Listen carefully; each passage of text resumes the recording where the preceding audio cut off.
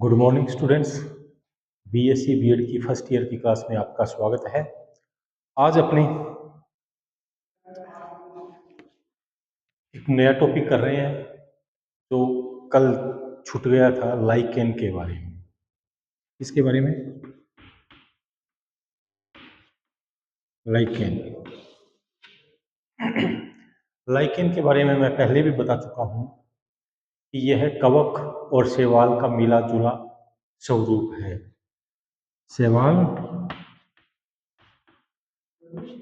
और कवक का मिला जुला स्वरूप है। एक नए पादप का निर्माण करते हैं दोनों मिलकर, जिसे अपने कहते हैं लाइकेन। शैवाल से कवक को ये फायदा हो जाता है कि शैवाल क्या होती है, अपना भोजन बनाती है, और भोजन से क्या होता है, कवक वृद्धि करती है, कवक को भोजन प्राप्त होता है। और इसके बदले में कवक से इनको क्या मिलते हैं, खनिज पदार्थ मिलता है, जल मिलता है, और रहने के लिए स्थान भी प्राप्त होता है। तो दोनों क्या होते हैं, आपस के अंदर मिलकर एक नए पादप का निर्माण करते हैं, और उस पादप को क्या कहते हैं, लाइकेन कहते हैं। ये तो बात हुई लाइकेन की। अब लाइकेन कितने प्रकार के होते हैं उसके बारे में भी अपने चर्चा कर चुके हैं। तो एक नंबर का तो क्वेश्चन आपके आता है कि लाइकेन किसे कहा जाता है, तो आप लाइकेन का जवाब दे सकते हो एक नंबर का। फिर एक बड़ा क्वेश्चन बनता है कि लाइकेन कितने प्रकार के होते हैं। तो मैंने आपको पहले भी बताया था, लाइकेन क्या होते हैं, 3 प्रकार के होते हैं। कौन कौन से? परपट्टी में,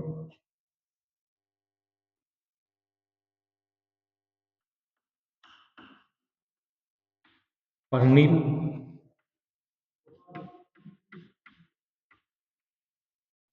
छूटिल। ये 3 प्रकार के होते हैं, परपट्टी में, पर्णिल और छूटिल।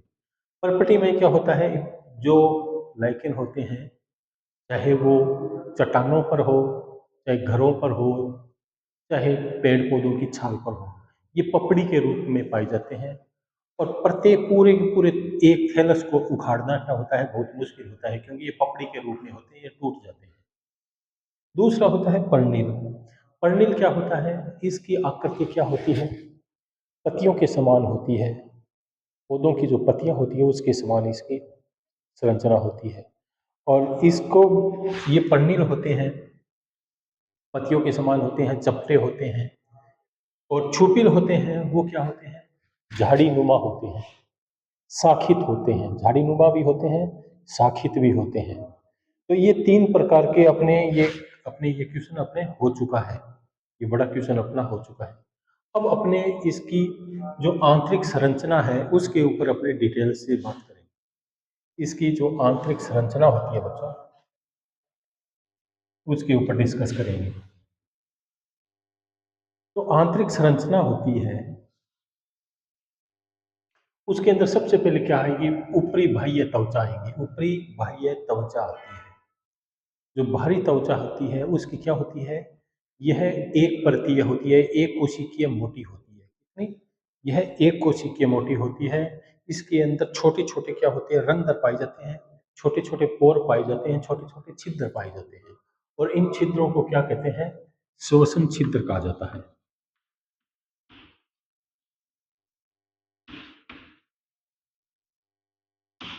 इन छिद्रों को क्या कहा जाता है, श्वसन छिद्र कहा जाता है। क्योंकि इन श्वसन छिद्रों के द्वारा ही ये क्या होते हैं, थैलस का बाहरी वातावरण के साथ में गैस का विनिमय होता है। इस श्वसन छिद्र के द्वारा क्या होता है, थैलस का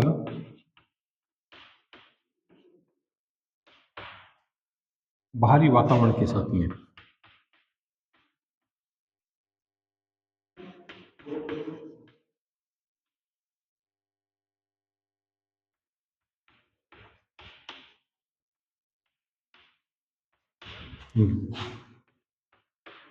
गैस का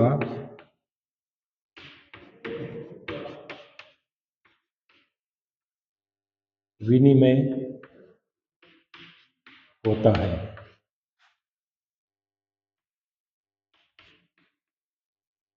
तो थैलस का बाहरी वातावरण के साथ में क्या होता है, विनिमय होता है या संपर्क स्थापित किया जाता है किसके द्वारा?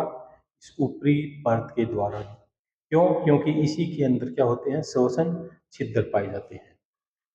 ठीक बच्चों, यहीं से क्या होता है कि जो सेवालीय भाग होता है, हाइकोबायोंट भाग होता है, उसके लिए CO2 को ग्रहण किया जाता है। इसका CO2 को ग्रहण किया जाता है, जिससे भोजन का निर्माण किया जाता है। ये तो हुआ ऊपरी बाह्य त्वचा का। अब इसके नीचे आती है ऊपरी वलकुट। ऊपरी वलकुट आता है इसमें। इसके बाद में आते हैं ऊपरी वलकुट। अब ये क्या होती है? जो ऊपरी वलकुट भाग होता है, जो कोर्टेक्स भाग होता है,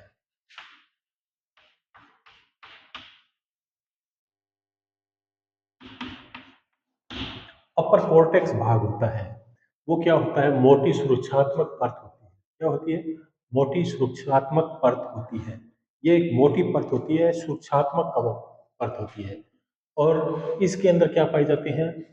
कवक सूत्र पाए जाते हैं। कौन से कवक सूत्र मिलेंगे? ये आपस में मिलकर आभासी मर्दूतक संरचना का निर्माण करते हैं। किसका निर्माण करते हैं? आभासी मर्दूतक संरचना का निर्माण करते हैं। इसलिए इसमें क्या होता है? अंतःकोशिकीय स्थान नहीं पाए जाते हैं। इसमें क्या होता है? अंतःकोशिकीय स्थान नहीं मिलेंगे। क्यों नहीं मिलेंगे? क्योंकि जो कवक सूत्र होते हैं वो आपस में गुंथ कर, आपस में उलझ कर क्या करते हैं? आभासी मर्दूतक संरचना का निर्माण करेंगे, जिसके द्वारा क्या होगा कि इसमें अंतःकोशिकीय स्थान नहीं मिलेगा। और यदि अंतःकोशिकीय स्थान मिल भी जाता है थोड़ा बहुत, तो उसमें क्या होता है? म्यूसिलेज भरा रहता है। म्यूसिलेज पदार्थ इसमें क्या होता है? भरा रहता है। और ऊपरी बाह्य त्वचा होती है, उसका निर्माण भी किसके द्वारा किया जाता है? कोर्टेक्स के द्वारा किया जाता है।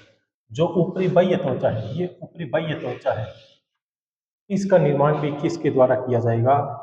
अपर कोर्टेक्स के द्वारा किया जाएगा। किसके द्वारा? अपर कोर्टेक्स के द्वारा किसका निर्माण किया जाता है? अपर एपिडर्मिस का।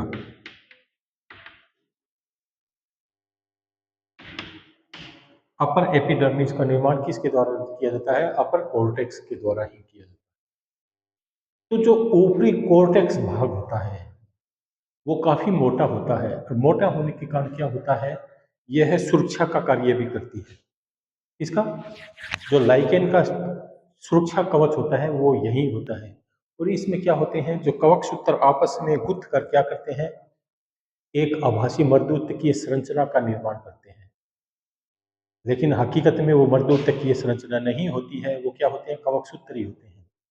और इसके निर्माण करने पर क्या होता है कि इसमें सुरक्षा करने की ताकत आ जाती है। और इसमें इसलिए इसमें क्या होता है कि इसके अंदर अंतःकोशिकीय स्थान नहीं पाया जाता है। और थोड़ा बहुत भी कहीं पर भी पाया जाता है, वो किसमें? म्यूसिलेज उसमें भरा रहता है। और इसी के द्वारा किसका? अपर एपिडर्मिस का निर्माण होता है। ठीक बच्चों,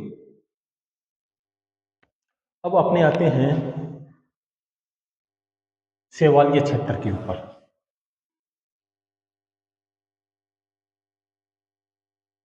सेवालीय क्षेत्र ये तीसरा भाग होता है इसका। कौन सा? सेवालीय क्षेत्र। अब सेवालीय थैलस में क्या होता है कि ये थैलस की आंतरिक संरचना का निर्माण करती है। ये किसका निर्माण करेगी? थैलस की आंतरिक संरचना का निर्माण करती है। इसका रंग कौन सा होता है? नीला हरा या हरा रंग होता है। इस पार्ट का कौन सा रंग होगा? नीला हरा या हरा रंग होता है। और इसके ये क्या होता है? कहाँ पर पाया जाता है ये क्षेत्र? ऊपरी कोर्टेक्स के, अपर कोर्टेक्स के नीचे यह स्थान पाया जाता है। और यहाँ पर क्या पाई जाती है? शैवाल कोशिकाएं पाई जाती है। यहाँ पर क्या मिलेगी? शैवालीय कोशिकाएं मिलती है। और शैवालीय कोशिकाएं होती है वो क्या करती है? उसमें क्या होता है? क्लोरोफिल होता है। और क्लोरोफिल की सहायता से ये क्या करते हैं? अपने भोजन का निर्माण करते हैं। ठीक बच्चों, तो ये पार्ट क्या होता है? शैवालीय क्षेत्र होता है। इसमें जब भोजन का निर्माण होता है तो इसमें क्या होता है? कुछ कवक सूत्र क्या होते हैं? यहाँ पे आके चूसकांक का निर्माण करते हैं। इसका निर्माण? चूसकांक का निर्माण करेंगे। और इन चूसकांकों के द्वारा क्या होता है? बना हुआ भोजन है उसके द्वारा अवशोषण करके कवकों में भेजा जाता है। तो यह सबसे इम्पोर्टेंट भाग होता है लाइकेन का, इसलिए इसे गोनीडियम परत भी कहा जाता है। कौन सा? इसको। अब सेवालीय क्षेत्र होता है ना बच्चों,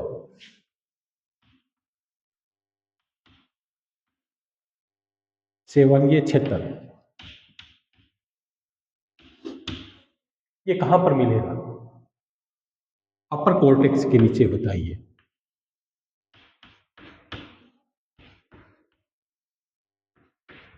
ये अपर कोर्टेक्स के नीचे होगा, ये अपर कोर्टेक्स के नीचे, ये कहां पर होगा? अपर कोर्टेक्स के नीचे। अब इसके अंदर क्या क्या चीज मिलेगी? इसके अंदर मिलेगी सेवालीय कोशिकाएं, सेवालीय सेल पाई जाती है इसके अंदर, ठीक। और सेवालीय सेल होती है, उसके अंदर क्या होता है? क्लोरोफिल भरा रहता है। क्लोरोफिल की सहायता से क्या होता है? ये अपना भोजन बनाते हैं। तो इसका निर्माण का किस वजह होगा? भोजन का निर्माण, भोजन का निर्माण, इसका निर्माण होगा, भोजन का निर्माण इसी क्षेत्र में होता है, सेवालीय क्षेत्र में होता है। अब जब भोजन का निर्माण होता है तो इसके अंदर क्या होता है कि कुछ कवक सूत्र मिलकर चूसकांक का निर्माण करते हैं। तो कवक सूत्र मिलकर क्या करेंगे?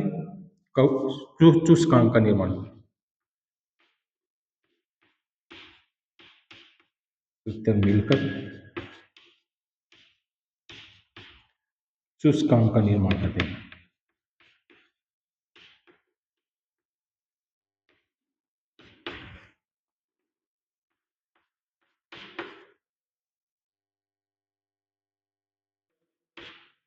करते हैं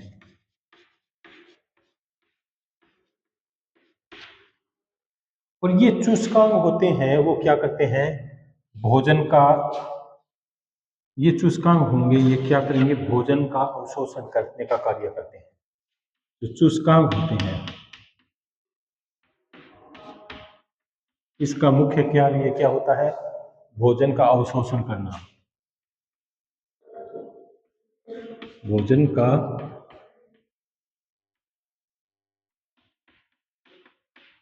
अवशोषण करना। और भोजन का अवशोषण करने के बाद ये भोजन कहां पर जाता है? कवकों में जाता है, कवकों में जाता है, जिससे क्या होता है? कवक की वृद्धि होती है। तो यह सबसे क्या होता है? एक इंपॉर्टेंट पार्ट होता है, ठीक बच्चों। इसके बाद में क्या होता है?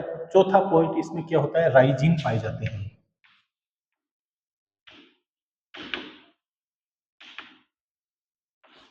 राइजिन,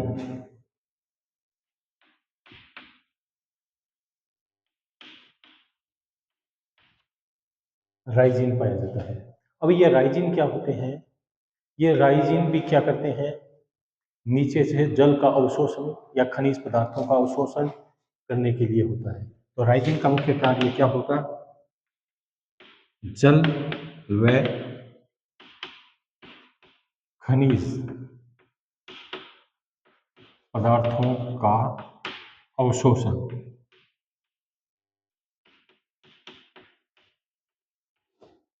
खनिज व जल का अवशोषण करने का कार्य क्या होता है?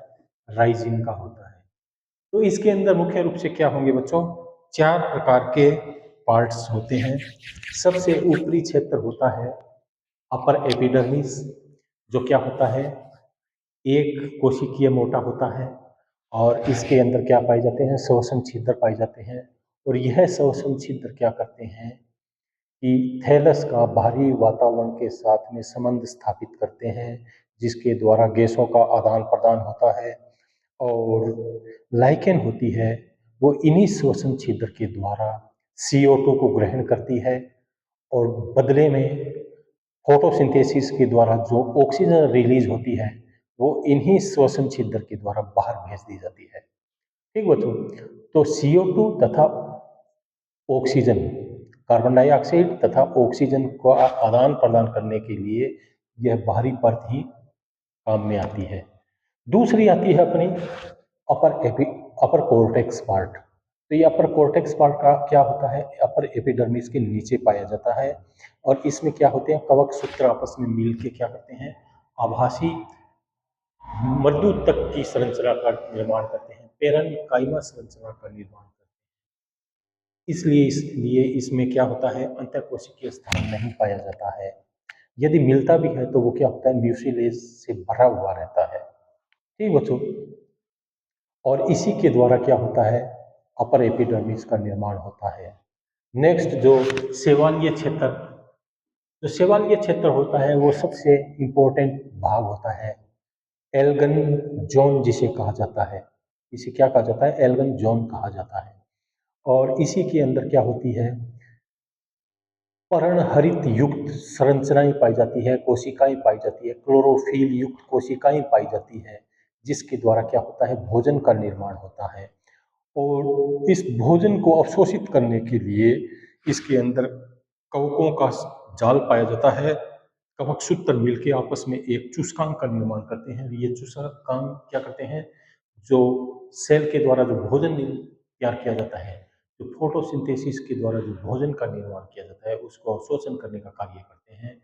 और इसी के द्वारा कवकों की वृद्धि होती है और कवक जिंदा रहते हैं। इसलिए इसे क्या कहा जाता है, गोनिडियम परत भी कहा जाता है। इस परत को क्या कहा जाता है, गोनिडियम परत भी कहा जाता है। और जहां पर ये चिपके हुई अवस्था में रहते हैं, जहां पर ये लाइकेन चिपकते हैं, आधार भाग से चिपके हुए रहते हैं, उसे क्या कहा जाता है, राइजिन कहा जाता है। ये राइजिन की सहायता से चिपके रहते हैं और राइजिन के द्वारा ही ये क्या करते हैं, जल तथा खनिज पदार्थों का अवशोषण करते हैं। तो बच्चों, ये आज आपने के ये लाइकेन के बारे में पढ़ा।